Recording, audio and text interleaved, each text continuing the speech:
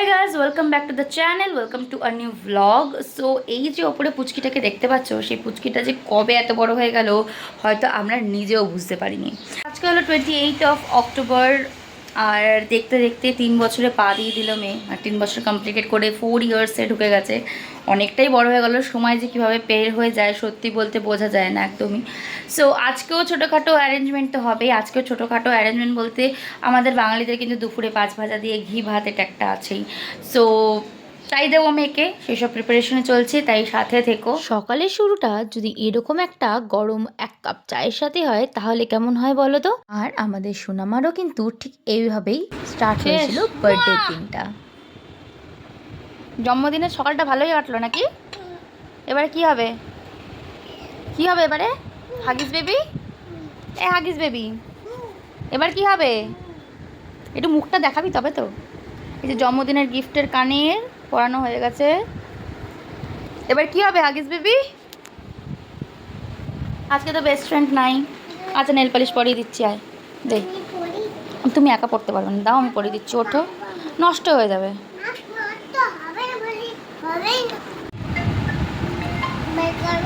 হ্যাঁ বার কর। কে দিয়েছে এটা? কি কত টাকা এটা? 500 টাকা পেয়েছিস? কি খাবি আমাদেরকে? মাংস কষা। ছিঁড়ে ফেলিস না ওটা। বল। 500 টাকার আনন্দ পেতে না পেতেই ও কিন্তু একদমই ভোলেনি ওর এই নেল পালিশগুলো পরার কথা ছিল। তাই আমাকে জোর করে টেনে এনে এই চায়ের কাপের পাশে চায়ের কাপ, বিস্কুটের কৌটোর পাশে বিস্কুটের কৌটো সব একসাথে রেখে ও এখন বসতে পড়েছে জন্মদিন। যতই হোক না কেন নিজের জন্মদিন বলে কথা, নিজেকে একটু প্যাম্পার না করলে হয় বলো তো? দেখি দেখি দেখা, দেখি একটু ভিডিওটা দেখাই। এই দেখো হেভি হয়েছে, হেভি হয়েছে তো রে সোনা।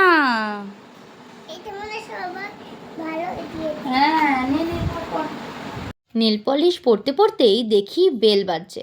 গিয়ে বুঝতে পারলাম যে কেউ ভেবেছে আমাদের বাড়িতে বাচ্চা হয়েছে, তার জন্য ওরা এসছে। কিন্তু মেয়ের জন্মদিনের দিন যেহেতু এসেছে তাই তাদেরকে খালি হাতে ফিরতে দিইনি, কিছু দিয়ে তাদেরকে বললাম মেয়েকে একটু আশীর্বাদ করে যেতে। যাই হোক, তারপরে মেয়ে এখানে নিচ্ছে রেস্ট আর খাচ্ছে আলু ভাজা। আজকে 7 খুন মাপ, কারণ জন্মদিন বলে কথা। আর সেই সেম ডেটে মানে 28 অক্টোবরে ছিল ছট পুজোর লাস্ট দিন। আর কাকিমা এসেছিল পুরো স্যুপটা নিয়েই আমাদেরকে দেওয়ার জন্য। তোমরা স্যুপ বললেই ঘাবড়ে যেও না, এটাকে কিন্তু হিন্দিতে স্যুপই বলে, আর আমরা বাংলায় যেটাকে কুলো বলি। তো যাই হোক, আর এটা মেয়ের জন্মদিনে মেয়ের দাদু দিয়েছে, তাই এটার মধ্যেই আজকে খাবার সাজানোর প্ল্যান করেছি।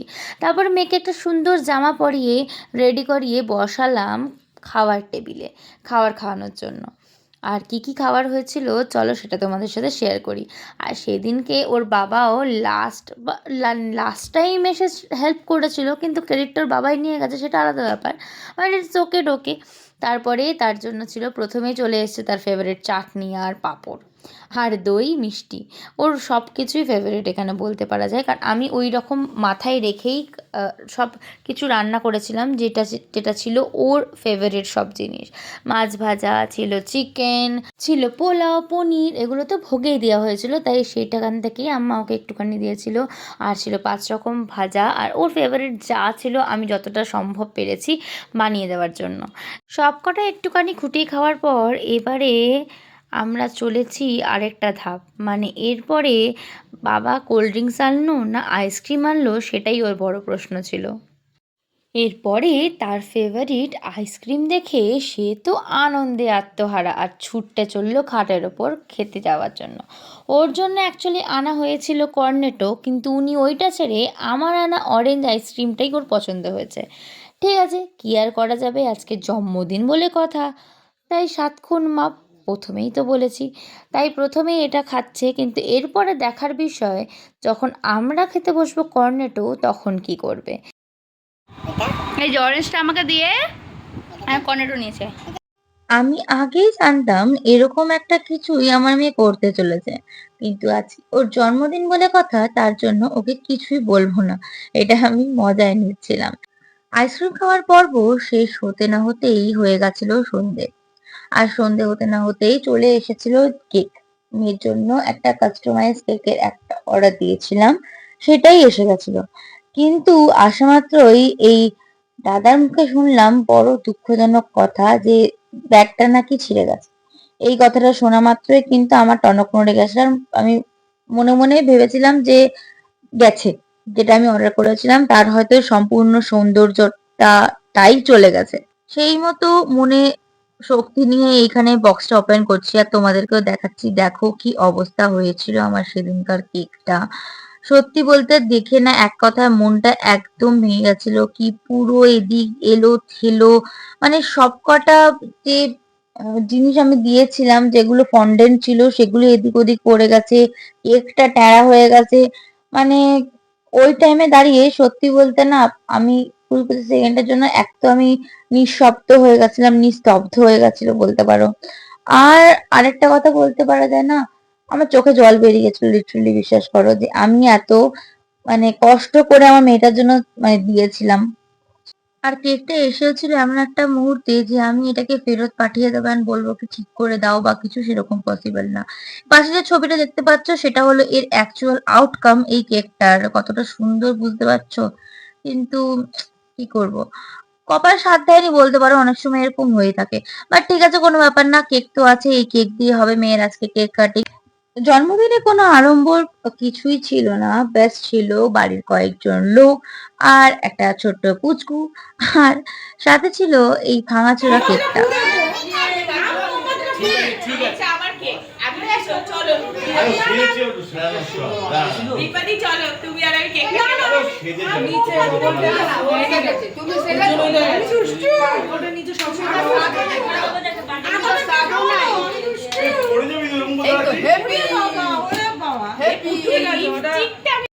কেকের সাথে যে মোমগুলো এসেছিল সেগুলো দিয়ে এখানে ডেকোরেশন চলছে কেকের। আমার মেয়ের তো ফু দিতে পারলেই হয়, আগের দিন যেহেতু স্পার্কেল ছিল ও ফু দিতে পারেনি, কিন্তু আজকের দিনে প্রপার মোমবাতি আছে, তো মনের মতন করে ফু ফা সব কিছু দিতে পারবে।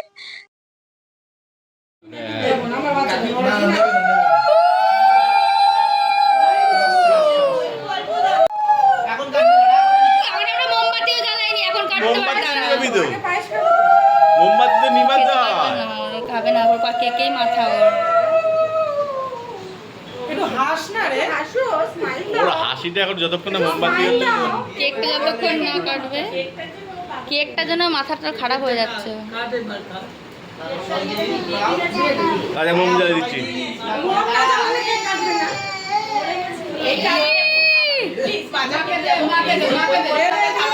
দীঘা যাবো, দীঘা দীঘা যাবো, আমরা দীঘা যাবো। যা যা তুই দে।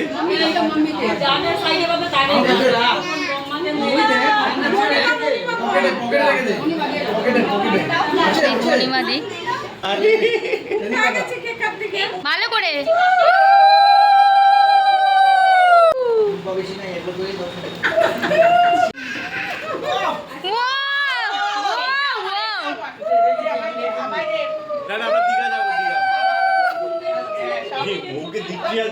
কি ব্যাপার, কি কি ব্যাপার, কি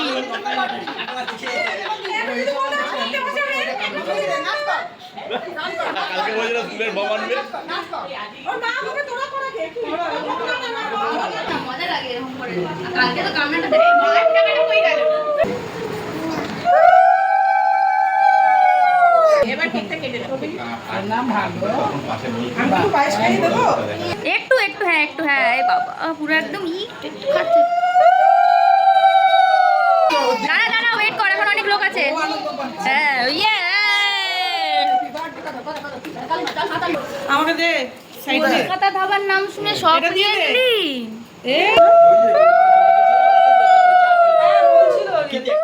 সবার আশীর্বাদের পালা শেষ হওয়ার পর এবারে এলাম আমরা কেক কাটিং এর পালায়। আর ব্যাস, মোমবাতিগুলো জ্বালানো দেখে আরেকজনের মনে তো একদম লাড্ডু ফুটছে। আর তারপরে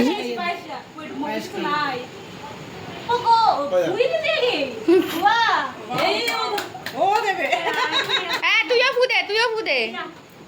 করতে দে না বিভা, ছাড়, আমরা আছি তো, ঠিক আছে হোক। কোনো ব্যাপার না, হোক না। বলে হ্যাপি বার্থডে দিকে তাকাবে এখন। Happy birthday to you, happy birthday to you. ঠিক করে জোরে জোরে এই তুই বললি আমি কাটবো তোর থেকে কি হলো? কার হাত কাট হাতে, ভাইকে ধর, ভাই ভাইয়ের হাতটা নিয়ে ধর। আরে বাবা রে ভাইয়ের হাতটা ছোট হয়ে গেছে একটু। দেখ, একটু দাদুকে খাইয়ে দে একটু। নে দাদু আম্মা সবাইকে খাই, ব্যাস ব্যাস আর না খা, এবার খাইয়ে দে, এবার খাইয়ে দে। আম্মাকে একটু দে। আর কেটে কেক কাটিং পর্ব শেষ করে পেছনে ঘুরে দেখতেই দেখি আরেকজন অলমোস্ট লিপস্টিকটাকে হাফ খেয়েই ফেলেছে। আরে ভয় পেও না, এই লিপস্টিকটা এডিবলি ফন্ডেন্ট ছিল, যেটা ওর কেকের মধ্যে ছিল। ও আর নিজেকে রেজিস্ট করতে পারেনি, আর এটা টেস্ট নিতে ও কিন্তু সবার আগে উতলা হয়ে গেছিল। কে দিয়েছে? রনু? কোনটা দিয়েছে রনু? সত্যি রনু দিয়েছে? বাবা যে বললো তোকে নাকি ডালিয়া কাকিমা দিয়েছে। এই যে ডালি কামান দিয়েছি হ্যাঁ, আর এই যে সরকম কে দিয়েছে ঠিক করে বল। জানি না কে দিয়েছি। আর পেছনের এই বালতিটি যে দেখতে পাচ্ছ সেটা ওর গিফট কিন্তু, তাই তো? কে দিয়েছে ওই গিফটটা? পিন্টু দাদা। আর হ্যাঁ পিন্টু দাদা আর কে? গিফট দিয়েছি। দেখো মা আমাকে এই গিফট দিয়েছে। কাপড়েই ঢুকবো কোথায়? ওখানে আমরা রেস্টুরেন্টে যাচ্ছি, রেস্টুরেন্টে। এটা পরেই ঢুকবো। ভাবি তো ওখানে গিয়ে ভালো করে তাকে একবার ঠিক করে বল। বার্থডের দিন তার ইচ্ছা ছিল রেস্টুরেন্টে গিয়ে নাকি সে খাবে বিরিয়ানি। সেই মতো ব্যাস বাবাকে বলাতে, বাবার তো মেয়ে বলে কথা, তার ইচ্ছা কি আর ফেলতে পারে? তাই জন্য কেক কাটিং এর পালা শেষ করে আমরা বেরিয়ে পড়লাম রেস্টুরেন্টের উদ্দেশ্যে। তা ভাই কোথায় যাব?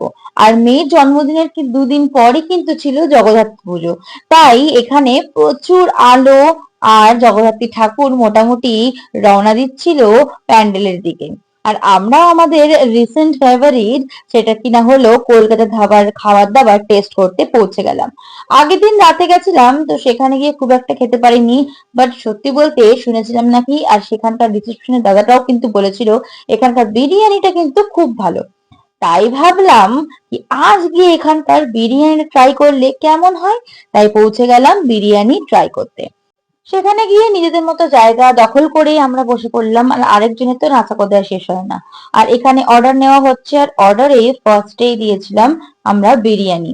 তো বিরিয়ানি আসার জন্য অপেক্ষা করছিলাম, আর এই যে আরেকজনের তো এক্সাইটমেন্ট একদমই কোনোদিন কখনোই কম হয় না। আর সাথে নিয়েছিলাম চিকেন চাপ, আর ছিল বাটার নান। তো বাটার নানটা একটু পরে দিতে বলেছিলাম, তার জন্য দেয়নি। খাবারটা দেখতে কেমন সেটা তো দেখালাম, চলো এবার শেয়ার করি এটা খেতে কেমন। সত্যি বলতে মাউথ ওয়াটারিং, এত ভালো বিরিয়ানি আমি খুব কম জায়গাতেই খেয়েছি, আর আমার মেয়ের তো খুবই পছন্দ হয়েছিল, সেই ক্ষেত্রে আই এম ভেরি স্যাটিসফাইড। ফার্স্টেই আসি বিরিয়ানির কথায়, মশলা একদম খুবই কম, মানে একদম হেভিলি নয়, খুব গা গোলাচ্ছে এরকম না। আলু একদম ভেতর অব্দি মশলা গেছে, একদম সফট। আর এখানে চালগুলো দেখতে পাচ্ছ কতটা বড় বড় লম্বা লম্বা। আর এখানকার স্পাইসেস এর মধ্যে আমি একটা জিনিস লক্ষ্য করলাম, যে কিছু এক্সট্রা স্পাইসেস আছে যেটা অন্যান্য যে বিরিয়ানির দোকান আছে সেখান থেকে এই বিরিয়ানিটাকে আলাদা করে।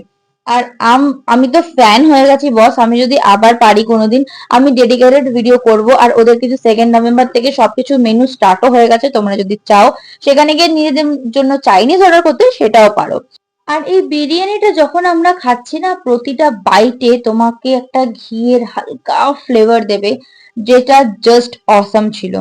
আর তারপরে চলে এসেছিল আমাদের বাটার নান, আর ও হ্যাঁ, বিরিয়ানির সাথে কিন্তু দিয়েছিল স্লাইসড পেঁয়াজ আর কাঁচা লঙ্কা। বিরিয়ানিটা শেষ হতে না হতেই এখানে এসে গেছিল বাটার নান, সত্যি খুব সফট ছিল। সব জায়গায় বাটার নান কিন্তু 3 পিস হয়, বাট এখানে 2 পিস ছিল। আর এটা দিয়ে খেয়েছিলাম হলো চিকেন চাপ, কিন্তু চিকেন চাপটা একদমই ঠান্ডা হয়ে গেছিল, যার জন্য আমার একটা খুব কষ্ট লেগেছে যে সবকিছু এত ভালো হওয়া সত্ত্বেও কেন আমাকে ঠান্ডা সার্ভ করা হলো। পার্সোনালি আমি ঠান্ডা খাবার একদমই পছন্দ করি না, except ice cream and cold drinks ছাড়া। সো সেই জন্য কিন্তু ঠান্ডা হলেও চিকেন চাপের টেস্ট কিন্তু খুবই ভালো ছিল।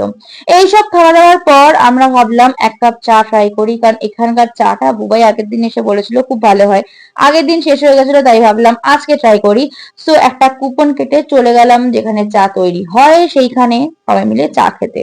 এখানকার খাবার দাবার আমার কিন্তু খুবই রিজনেবল প্রাইস লেগেছে, কেন কিনা আমরা এত সব খাওয়ার পর রাজু দাদার জন্য পার্সেল পনিরের একটা আইটেম ছিল অ্যান্ড বাটার নান ছিল, সেই সব পার্সেল নেওয়ার পর কিন্তু অনলি 700 বিল হয়েছিল উইথ জিএসটি। হ্যাঁ, উইথ চা ছিল। চা এখানে অ্যাপ্রক্সিমেটলি 25-30 এরকম করে এর ভার যায়। ভারটা যথেষ্ট বড় ছিল, তার জন্য আমার মনে হয়েছে ঠিকঠাক প্রাইসে নিয়েছে। কারণ এরকম ভার অন্যান্য জায়গায় অনেক জায়গাতেই আছে যেখানে 30 টাকা করেও নিয়ে থাকে, অনেক পপুলার জায়গাতেও আছে। সো আর চায়ের জন্য কিন্তু আলাদা কুপন নিতে হয়, তাই তোমরা যদি মনে করো এখানে খাওয়া দাওয়ার পর চা খাবে বা আগে চা খাবে, তার জন্য কিন্তু আগে কুপন কেটে চা নিয়ে তারপরে তুমি খেতে যাও, আর খাওয়া দাওয়ার পর একটা কুপন কেটে তারপরে চা খাও। আজকের মতো দিনটাও শেষ, আমার ব্লগটাও শেষ, আর আমাদের রেস্টুরেন্টে খাওয়ার ইচ্ছাটাও কমপ্লিট হলো। তাহলে চলো আবার বাড়ি ফিরে তোমাদের সাথে দেখা হচ্ছে। বাই। এই যে আমার হেয়ার স্টাইলিস্ট এসছেন। সো আমাদের মোটামুটি জন্মদিনের ঘোরা টোরা হেপি আছে, তাই তো? কেমন হলো জন্মদিনটা? ভালো। তো আচ্ছা কি খেলি বল ডিনারে? কেক। হ্যাঁ, শুধু কেক? এই যে হেয়ার স্টাইলিস্ট রাত 2টোর সময় আমার স্টাইলিং করছে, কালকে স্কুল আছে, কাল কিন্তু স্কুল যেতে হবে। যাই হোক, ব্লগটা এখনকার মতো এখানেই শেষ করছি। টাটা, শুভরাত্রি সবাইকে, আবার নেক্সট ব্লগে দেখা হবে, ততক্ষণের জন্য বাই বাই, গুড নাইট বলে দে। নাইট। বাই। ভালো করে আজ হয় না। বাই। Good night. নাইট। আর বলে দে ভিডিওটা ভালো লাগলে ভিডিওটা ভালো লাগলে তাহলে লাইক করে ইয়ে এন্ড সাবস্ক্রাইব হ্যাশট্যাগ করে